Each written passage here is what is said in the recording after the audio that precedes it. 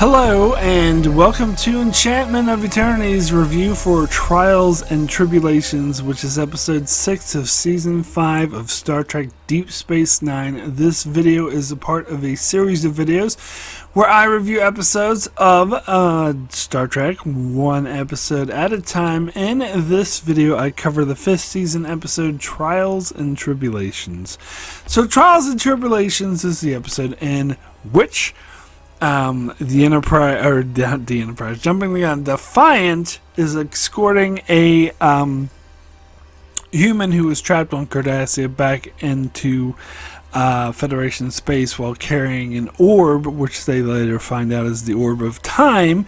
And this human turns out to be Arn Darvin, a Klingon spy who was caught by Kirk back in the day, and he uses the Orb of Time to travel back in time to the episode The Trouble with Tribbles, and trying to kill Kirk with a Tribble bomb. So Sisko and the crew must go undercover and go on to the Enterprise and the station and try not to interact with history because they don't want to alter the timeline, but they want to stop Arn Darvin from doing so. After a lot of blending shenanigans and fanning out and all this sort of things, they eventually do find him, and then they find the bomb, and they manage to save Kirk's life, and they return to the station only to find that they brought tribbles. They brought lots of tribbles back with them. So, I do like this episode.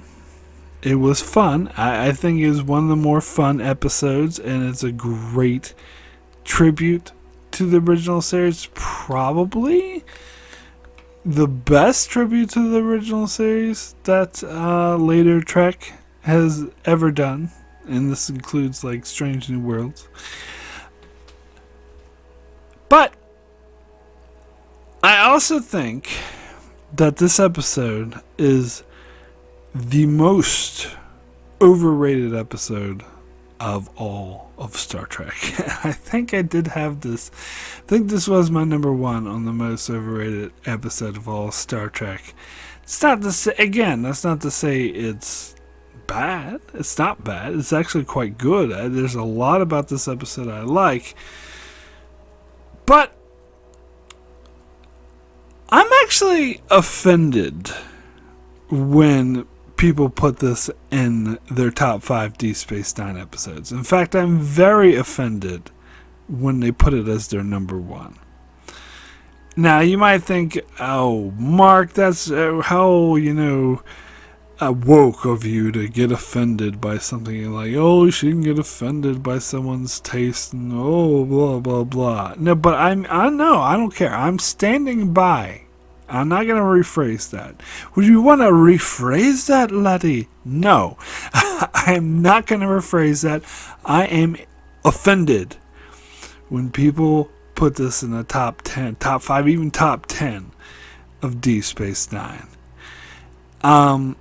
If I believe one time I did rank every single episode of Deep Space Nine. I didn't lay it out in the video, but I did it for this live stream I did with Wes from the Penske File, and patron supporter Brandon was also there, and we each did a sort of collective top 10 best, top 10 worst, and so I sort of suggested that we have to rank every single episode of Deep Space Nine in order, and this ended up like right in the middle. I think this is like in the 80s, if I remember correctly, just off the top of my head. It was kind of in the middle, and that's where I would put it. That's where I think it belongs. Does not even belong in the top 50 of Deep Space Nine.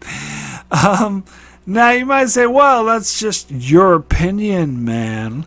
So why are you going to get offended when someone else has a different opinion? Can't you respect other people's opinions? I'll tell you why. I will tell you why I get offended. Because Deep Space Nine is arguably the best Star Trek show. I would argue that. At the very least, it's in the top 2 best Star Trek shows. Because Deep Space Nine, the reason why I think it's the best show is because of the character work. It explores a lot of characters. It explores alien cultures. It's not just, boring Starfleet humans flying the galaxy meeting forehead aliens. You explore the world building. You explore the cultures. You have a lot of unique characters from different backgrounds, like Odo and Quark and Kira and Garrick and Dukat, who are in Wayun and Dax, who are all very, very different. And they have so many supporting characters. There's like a rich cast of characters. You explore all the character stories.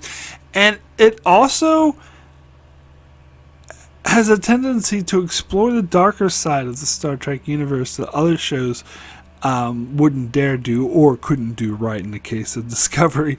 And sort of sometimes can have like very strong messages and toy with the commentary, and have this great original, use these sci-fi concepts to explore humanity and human culture in a way that is maybe a tinge darker than any Star Trek show has ever done, and it has some of the top-notch best writing that Star Trek ever has. Stories that are really emotional, really have something to say, and really relevant. And so, when you're talking about the best episodes of Deep Space Nine, of the show I just described why it's the best Star Trek show. If you're talking about the top 10 best episodes, and there's like 170 episodes, all those episodes in your top 10 should fit that definition, or one of those definitions, of being an amazing character story, amazing commentary, strong drama, and I am sorry, but the Trouble with Tribbles does not fit any of those definitions. I mean, Trials and Tribble-ations, sorry. Also, by the way, I'm not a huge fan of the Trouble with Tribbles either. I think that episode's also overrated. I think that was my number 7 in the overrated Trek episodes of all time. But, I'll reiterate again, I don't hate this episode, or don't even dislike it. I overall like it. I'm going to give it a positive rating at the end of this video. But I think it's an insult to all of the great Deep Space Nine. All of the duet, the quickening, the visitor, sacrifice of angel, attacking in the wind, oh God, I'm trying to think of all the other amazing, strong characters, in the pale moonlight. Like, it's an insult to how amazing Deep Space Nine is if you're gonna say that this episode is better than Duet, that is better than In the Pale Moonlight, that is better than The Quickening, that is better than The Visitor, that is better than Dye's Cast, and what's the other one that was before Dye's Cast? Improbable Cause. Like, no! I'm sorry, but it's nowhere near better. So, look, everyone is definitely entitled to their opinion. But I just find it insulting. People can like comedies more than drama. That's personal taste. But still, it's like the amount of like thought and creativity and just good writing and just emotional storytelling and great acting. The amount of that put into those other episodes, it's insulting to call this the best episode of D. I'm sorry, there's just no other way to slice it.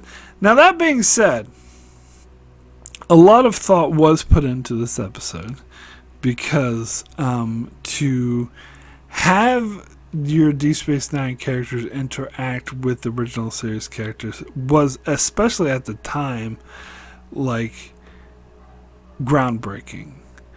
And so this was first thought possible because of Forrest Gump, which had come out 2 years prior, which showed, spliced in Tom Hanks's Forrest Gump into historical footage of, like, John F. Kennedy or John Lennon and stuff like that. And they made a big deal about how revolutionary doing that was.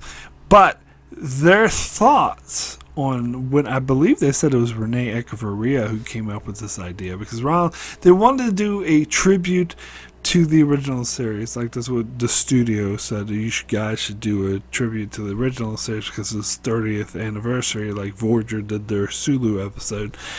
And so Ira Steven Behr came up with the idea of revisiting Charlie X, because apparently that's his favorite episode. Thank God they didn't do that. Oh my God.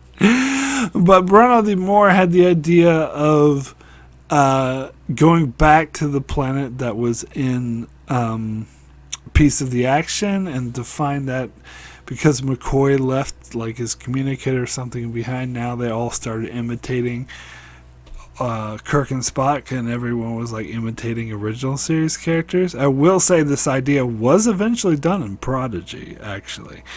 But I wonder if they gave Ronald D. Moore any credit for it. Probably not. But and because it wasn't specifically the Piece of the Action planet. It was some random planet in the Delta Quadrant, but still. Yeah, so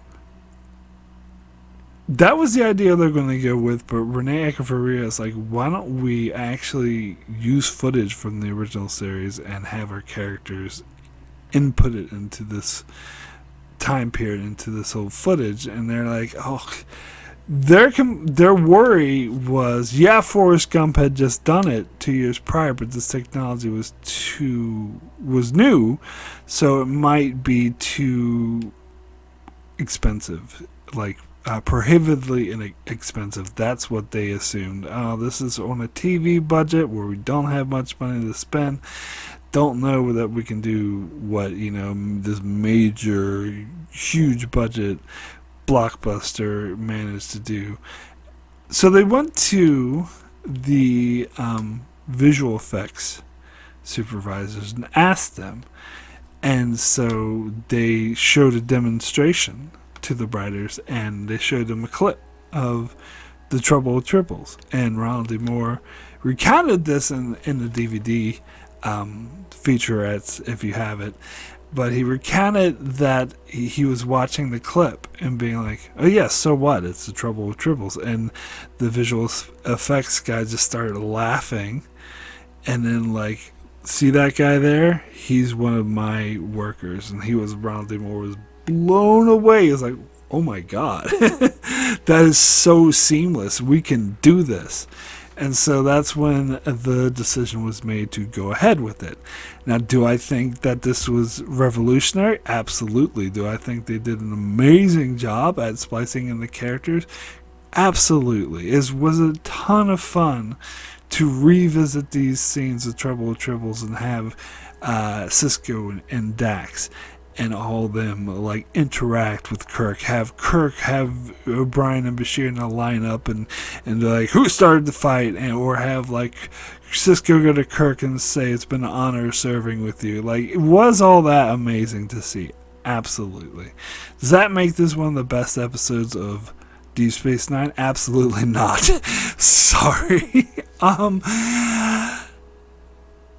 Here's the thing. If you try to forget the nostalgia for a second. I know for many people that's hard to do. But let's pretend there's no TOS nostalgia involved and just judge the script on its own merits. This script sucks. I'm sorry. And look, here's the thing. Nostalgia does make a difference. It does. That's why it's still a good episode. But an episode should be able to, no matter the episode, should be able to stand on its own regardless of nostalgia. and this one doesn't. If you remove the nostalgia element, you remove the other splicing DS9 characters into TOS, you remove that element, and you got a shit script. I'm sorry, but you do. And I know many people might say, "Oh, well, the story and the script and the plot is not the point of the episode," which, yes, that's actually correct. It isn't, but in order for an episode to be considered one of the greatest episodes of this great show, I'm sorry, but the plot needs to be good. Like, you can't say this is top tier, top notch episode when the script sucks.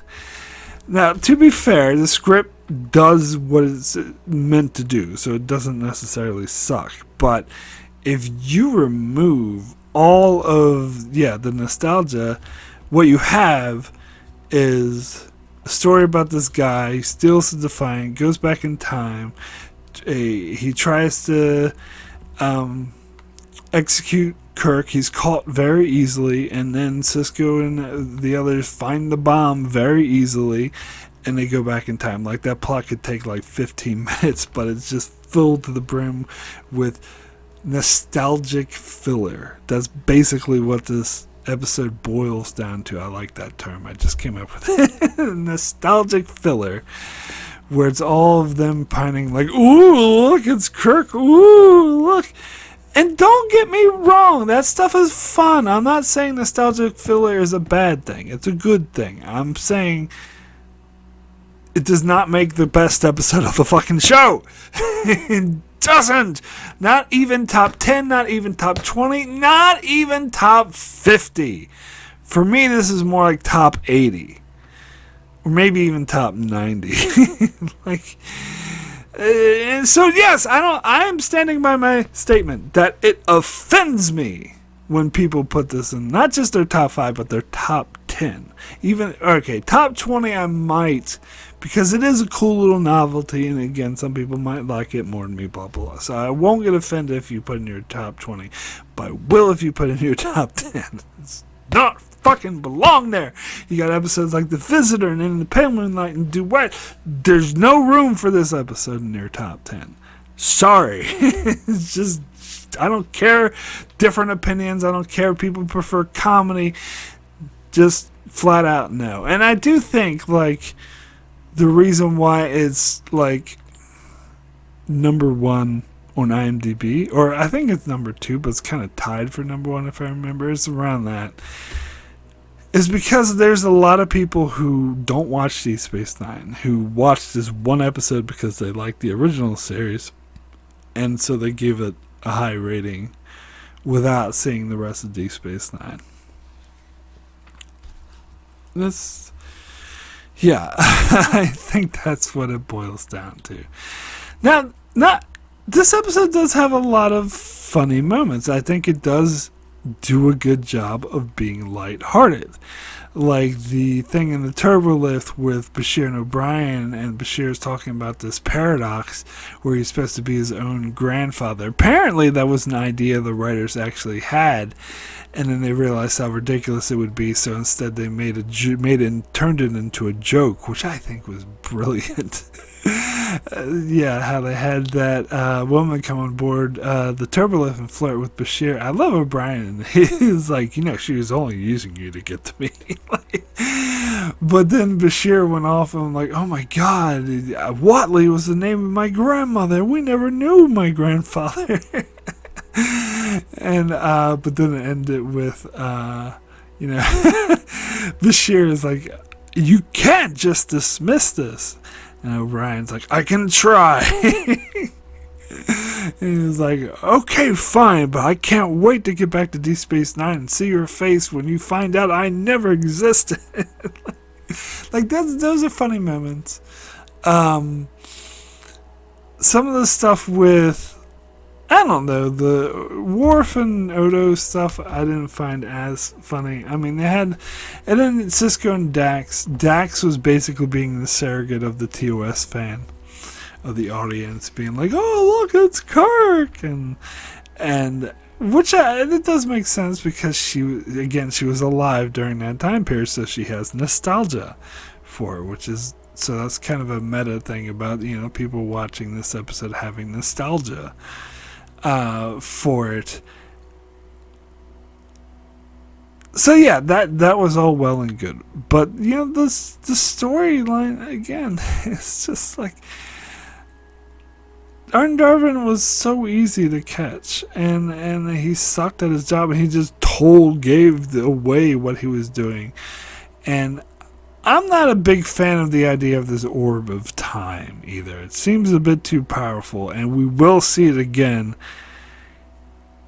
in one of the worst time travel episodes of the franchise, where it was used completely recklessly. But I will talk about that when we get to the next season. But yeah, it's just a plot device. And then there's the temporal investigations. We've never heard of this department before and never will again. It was just a plot contrivance, convenience, so that they could have a framing device in which Sisko could tell the story. It's actually kind of clever because they knew that a lot of people would be watching this episode who aren't familiar with DS9, which is a correct assumption.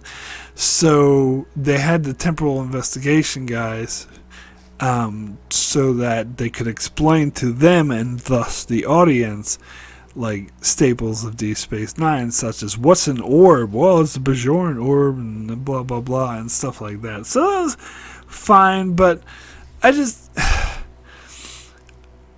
it's kind of like a Lower Decks episode. Like, I had to take them with a grain of salt. That is kind of...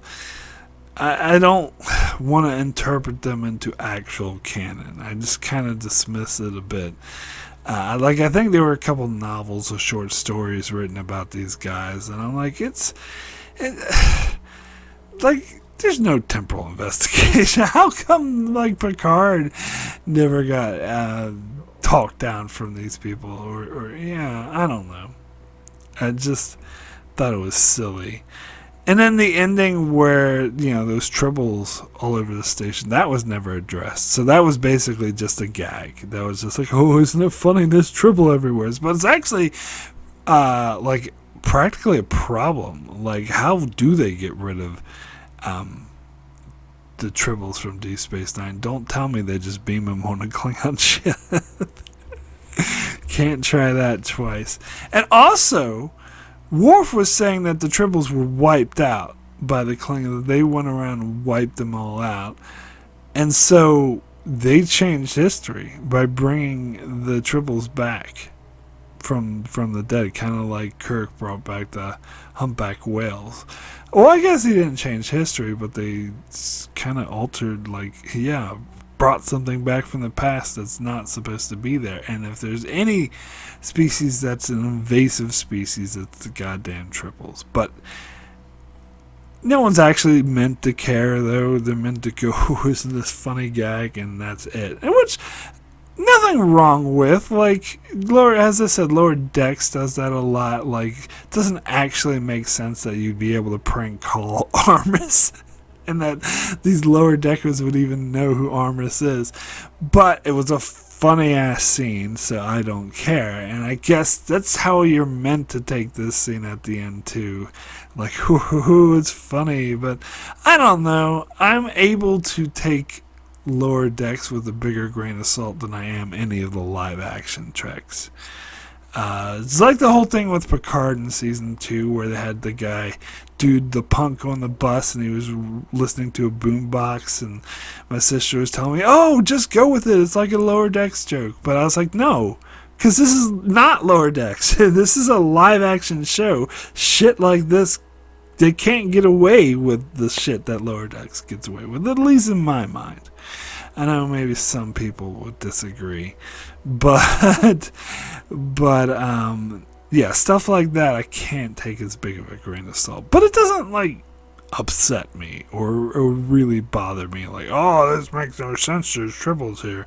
I mean, you could say they solved it off screen But I do know it's meant to be a gag, and so I am willing to give it some leeway because it's supposed to be a lighthearted, silly episode to begin with. So there's a line everyone talks about where Worf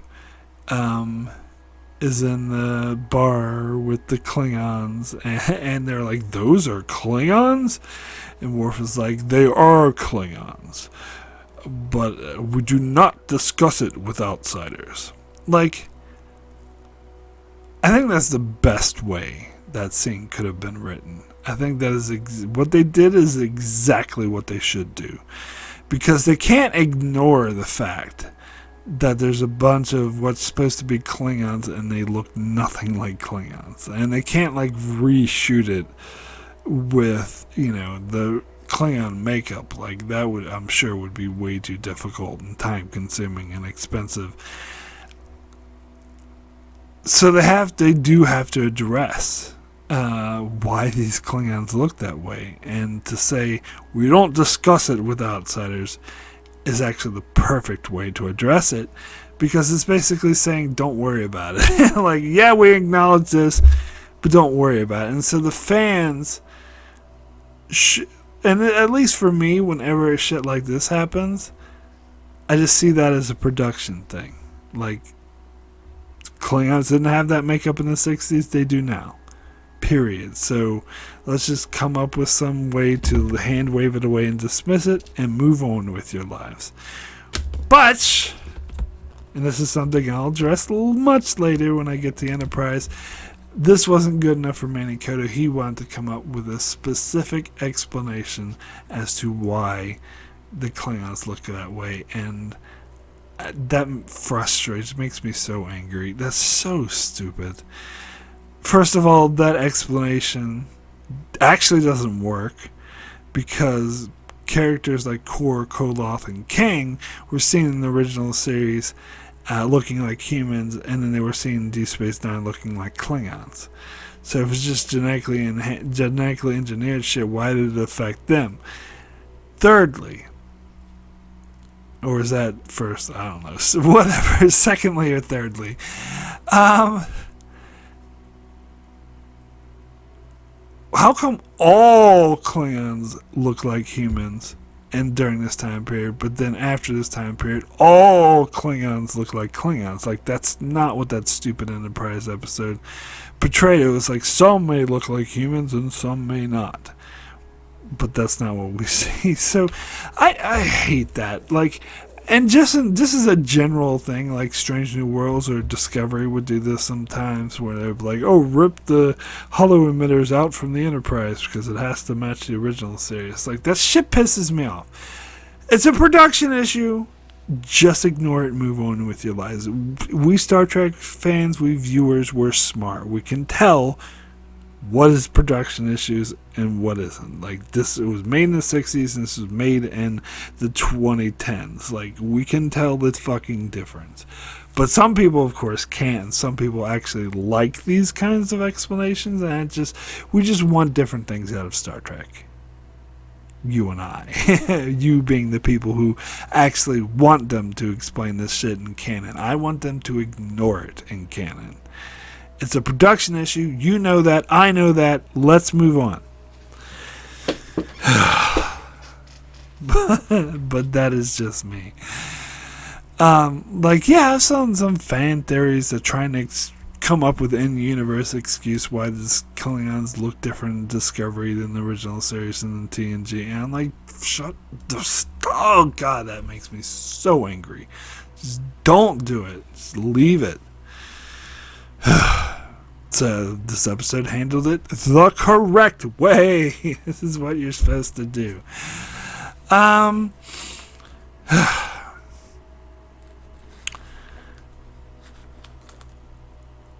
I don't know if I really have anything other to say.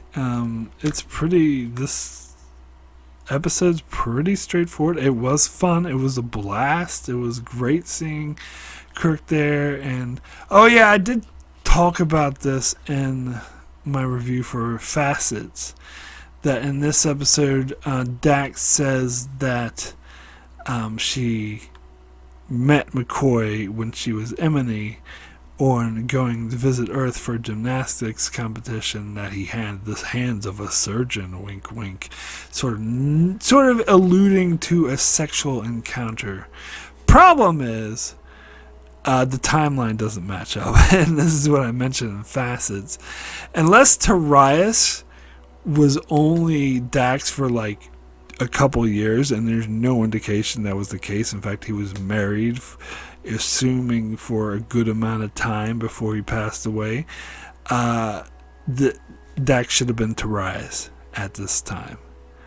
In fact, like, I think Dax was Curzon for... Well, Curzon lived for like 80 years, but if you assume... I think it was 80, or maybe it was 100. I think he lived for 100, so that means that... And if you assume they joined around the time they're 20, then Dax should have been Curzon for 80 years. And so this episode takes place roughly 100 years before. So Dax should still be Tarius. Unless you want to say, oh, Dax is only Tarius for 10 years or something. But I don't know. I think that's stretching it. But anyway, I am being quite nerdy and nitpicking. I suppose you could try to say that Dax is only Tarius for a short amount of time because he died in a shuttle accident. But I don't know. I don't think that the timeline matches up. It's just me. But yeah, a lot of like fun interactions. They even start the start of the episode where they're like joking about Worf smelling like lilac and and all that, and the temporal investigation people are completely unpractical and shouldn't exist, but there was kind of goofy, funny, and it's predetermined paradox. You're not trying to claim that, are you? Like that. And I think that kind of makes fun of like how they do often do shit like that in Star Trek, and like they did in past tense and shit, and so they sort of have a meta way of mocking it. So that's cool. Like, it all works out. So don't get me wrong. I had a blast with this episode. It is a very good tribute episode to the original series, but that is all it is. Anyway, I would now like to thank all those that support me on Patreon. It's very much appreciated. It does help me continue with the channel. I want to give a big special thanks to Brandon Neal Howells and Jordan Johnson. Thank you both so very, very much for your strong support. I'd also like to give a shout out to Tyler C., Benjamin Mead, Antarius Francisco, Chuck Hooks, Kyrie091, Anthony D. Benedictus, Ricky, Matty Jester, Alessandro Miglicio, Norman Buckwald, Stephen Kennedy, Brenton Berg, and Allison Fordyce. Thank you all so very, very much for your support.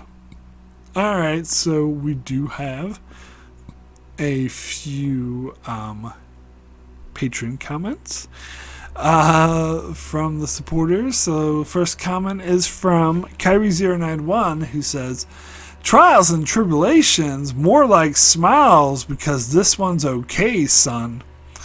So this one is okay. It's not great, and I think it gets a little more cred than it deserves because of how much fan service it puts up.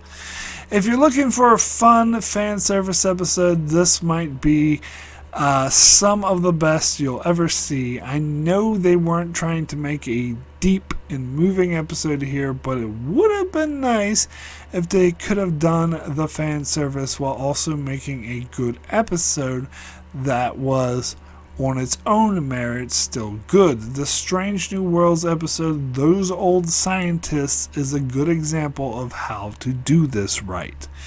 At any rate, this is a fun episode. The way they seamlessly intersperse the TOS stuff, O'Brien talking to Kirk, etc., Worf commenting on the smooth-headed Klingons.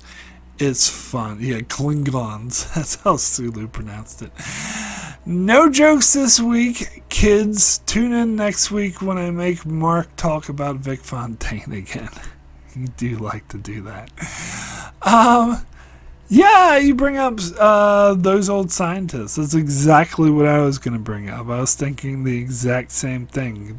That is an example of fan service of doing this crossover episode, and yet it's still a great episode on its own merit. That's why it's just such an amazing episode. That's why I do call that one of the best episodes of Strange New Worlds, because it manages to blend that nostalgia. Well, it's not really nostalgia. They talk about Enterprise of it, but the fan service of having these cartoon characters meet, they manage to blend it, make it hilarious, make it fun, and at the same time have a great plot with amazing character. Like, there's some really emotional character moments in that episode, and I can't say the same thing about this episode. As fun as it is, it's not deep.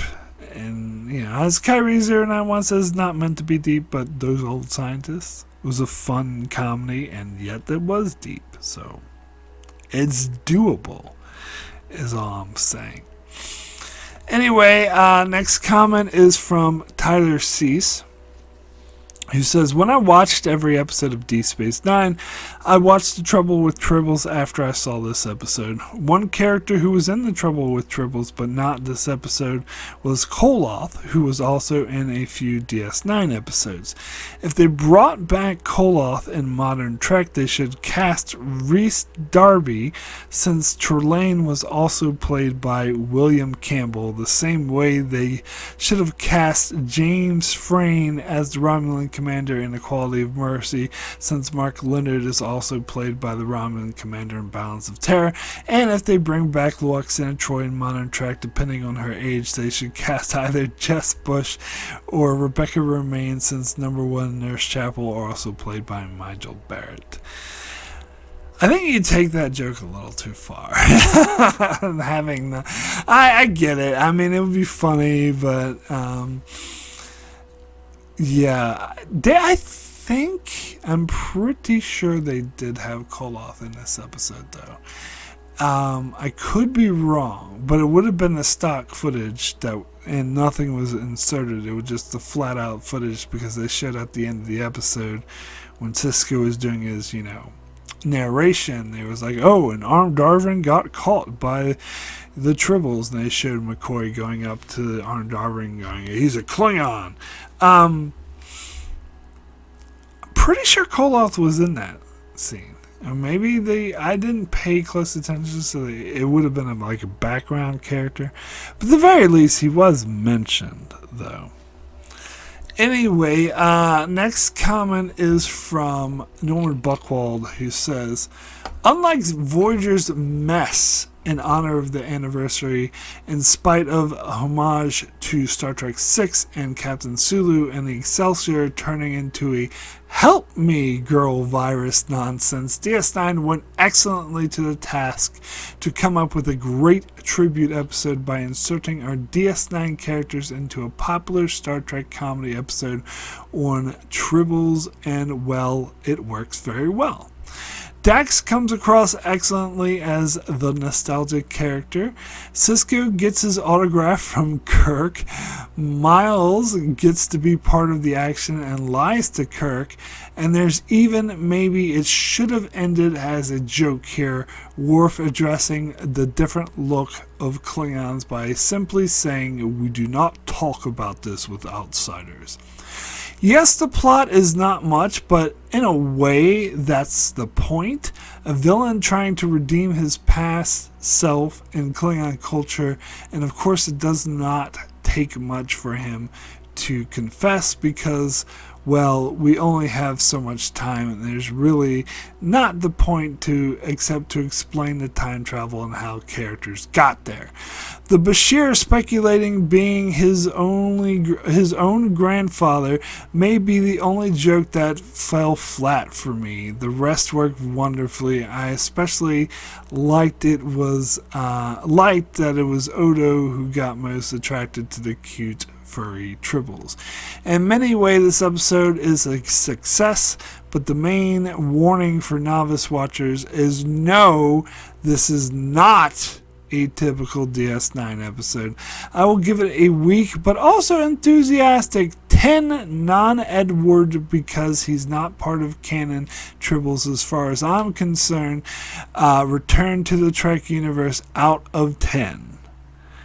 Who's this Edward you speaking of? It sounds to me like someone who definitely is not a part of canon, should never be mentioned ever again.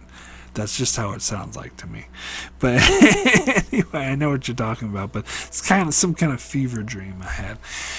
Anyway, disagree. Sorry. Like the joke with my own grandfather, I think, was the funniest joke of the episode. I think we just have different sense of humor. Like, it's making fun of all these, time travel tropes. Like, it's the whole grandfather paradox or whatever, and it's just flat out acknowledging and sort of poking fun at it, like in a meta way. I think it's brilliant, but that is just me. So you say that the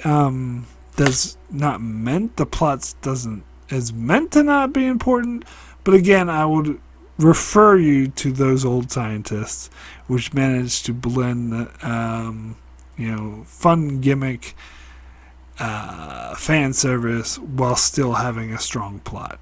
So I think it is doable, quite frankly, and I think that it wasn't done here, and I think that disqualifies it from getting a 10.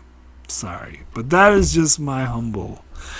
Anyway, next comment is from Antarius, who says, I remember how 20 years ago at a convention, the DS9 actors were asked about the experience of filming the episode. Apparently, they were asked this question more often, so I think one of them was Kalmini, answered slightly annoyed that the episode consisted mainly of green screen shots, and it was nothing special at all to film.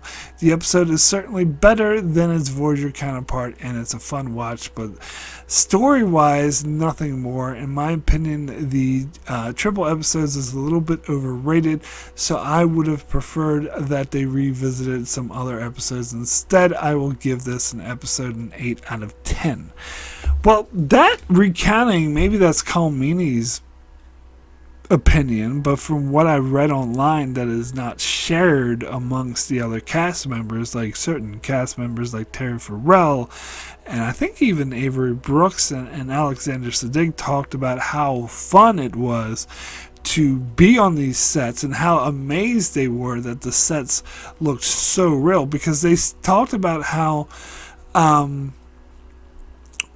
they didn't see the sets before they filmed the first scene in which their characters go to the Enterprise for the first time, in order to create like the sense of, oh my god, look at this, which was genuine. It was what the actors were thinking, like, oh my god, this set looks exactly like the original series, and plus they had fun dressing up in the uniforms. So yeah, I think this what they were saying contradicts with what I've read online, but maybe some of the actors felt different than the others, because they seem, yes, it was a lot of green screen work, but it was a lot of the sets were practical, and their uniforms were practical. So you think it might be something like filming one of the Star Wars prequels where it's nothing but green screens, but yeah, I'm sure. Anyway, next comment is from Stephen Kennedy, who says, Rick Berman and Brennan Braga, please take note. This is how to make a love letter to Star Trek fans. Also wonder, what if Ira Steven Behr and Ronald D. Moore created Enterprise instead of Berman and Braga, a better season 1 and 2, and maybe a 7-season show? So my rating is a 9 out of 10. Unfortunately, I don't think Enterprise would have been a 7-season show regardless of how good it was, because there was a lot of politics involved with them canceling the show. Although a lot had to do with Rick Berman, so if Rick Berman wasn't involved, maybe it would have lasted 7 seasons. But if Ira Steven Behr and Ronald D. Moore were put in charge of creating a show after Voyager, which frankly I think they fucking should have been, it was because Rick Berman was a dickhead, and this is when he wanted to, manipulate and control everything in the franchise, where he should have just fucking sat back and been the money man, which is what he's fucking good at. He's not good at being creative. But anyway, if it was Ira Steven Behr and Ronald D. Moore, they wouldn't have made Enterprise. They would have made a much better show with a much better premise and much better characters who weren't so flat and boring. I mean, I suppose that if, Rick Berman created Enterprise and, look, Ronald D. Moore, you have to do this show, then, okay, in that case, yes, Enterprise would have been a much better show from the beginning. I dare say that they would have manipulated to have better characters, but Brown Braga's a shit showrunner, and Rick Berman doesn't have a creative bone in his fucking body. But anyway, sorry, got me going. Anyway, next comment is from Benjamin Mead, who says, I have never been able to commit to watching TOS. I tried a few episodes and can't bring myself to watch the whole thing, and I've never watched the Trouble with Tribbles episode, so I don't have the same nostalgia that others might have, so I just enjoy this episode vicariously. I do like this episode a lot still. It's a fun and funny. I had the same thought Norman did about Dax on this rewatch. It was a particularly clever use of her to be the nostalgia stand-in for the audience, reminiscing about the original series. She had some great lines. They packed them in these old ships, and women wore less, mirroring Spock's math, etc. It was fine. It's interesting to get your opinion, though, someone who's never seen 2S yet still likes this episode. So that, I guess it does go a little bit beyond nostalgia then. But it's mostly just, fun nonsense. Not that there's anything wrong with fun nonsense, but it can only take you so far, in my opinion. Yeah, I have a hard time watching TOS too. And I totally get it. It's too out of date.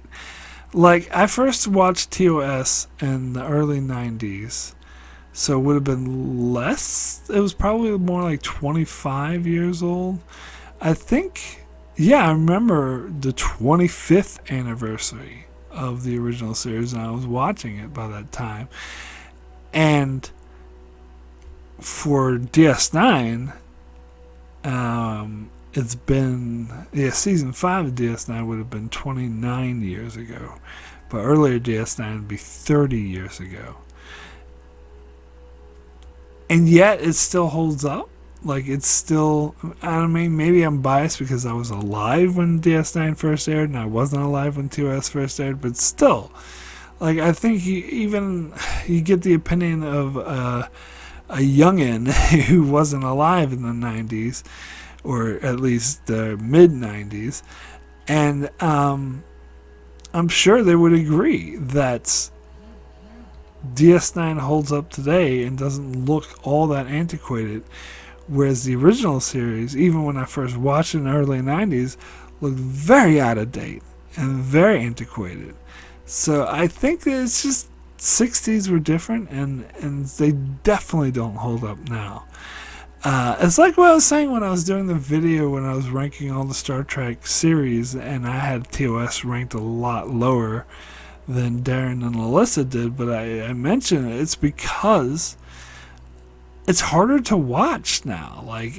And that's basically had to be my tiebreaker. Which series would I put up higher on my list? The ones I would actually want to sit down and watch, and I'd rather sit down and watch Prodigy and Strange New Worlds more than this. That's just, and even Enterprise, because of the last 2 seasons, I'd rather watch that than TOS. But so I totally get where you're coming from. And if you can still understand Star Trek without watching it, then sure, why not? Anyway, next comment is from Ricky, who says, I want to come out and say it. that this is the most overrated episode in the entire Star Trek franchise and quite possibly in all of TV.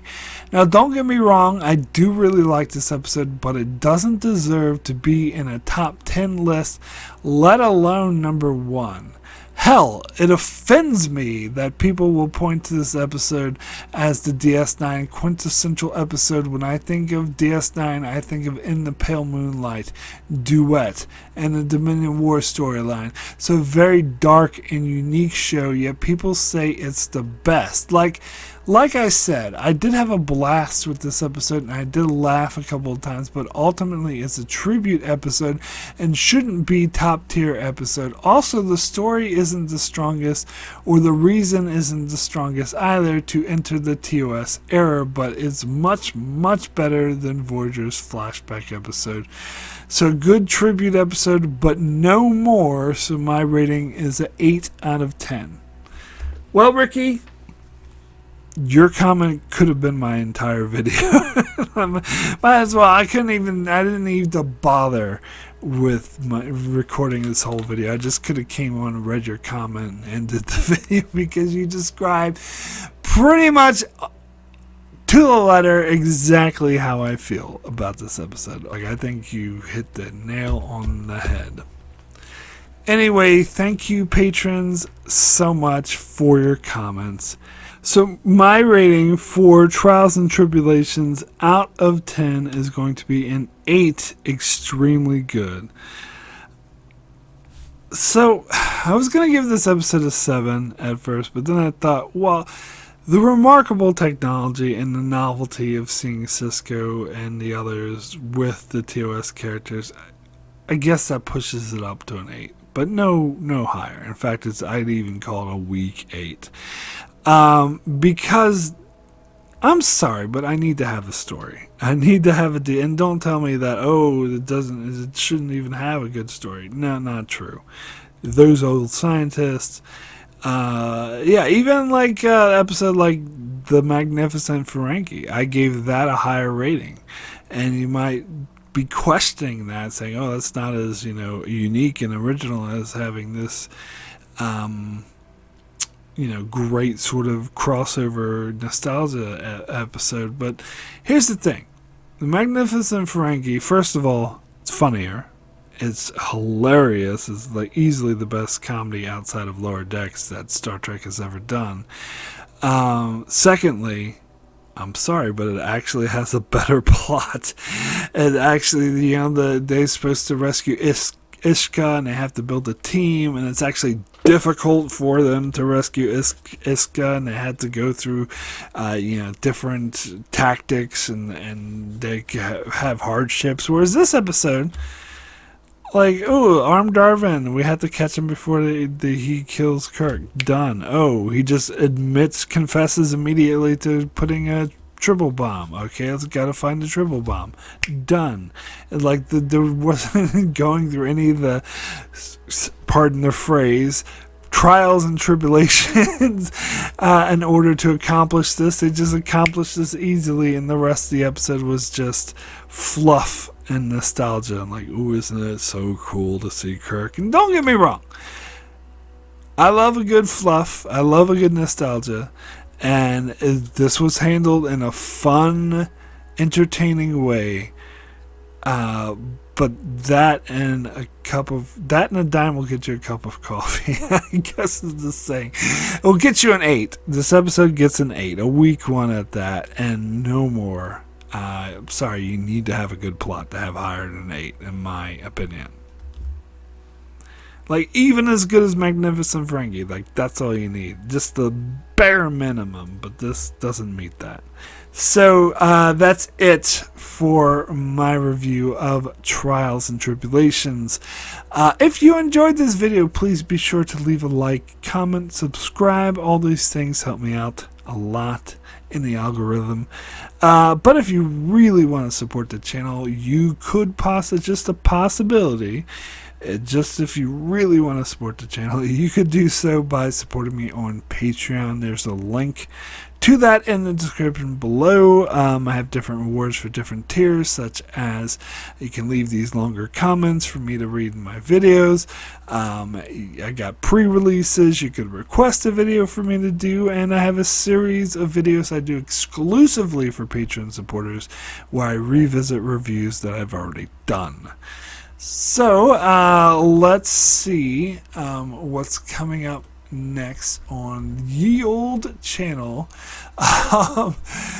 Let's see, where am I? So Saturday would be my review for the Voyager 2-parter Futures End, and you want to talk about overrated. And then Monday, an episode that's definitely not overrated because it's not rated highly at all, and that is correct for them to do so, and that is Let He Who Is Without Sin. And next Wednesday, I'll be revisiting my review for the DS9 episode Things Past over on Patreon for the Patreon supporters. And then the following Thursday, be reviewing the Voyager episode Warlord. So that's what's coming up on my channel. Be sure to check it out as I continue to cover Star Trek Deep Space Nine and Star Trek Voyager and many other videos on Star Trek and other shows as well. So be sure to subscribe so you can keep up with all of that. And thanks a lot for watching.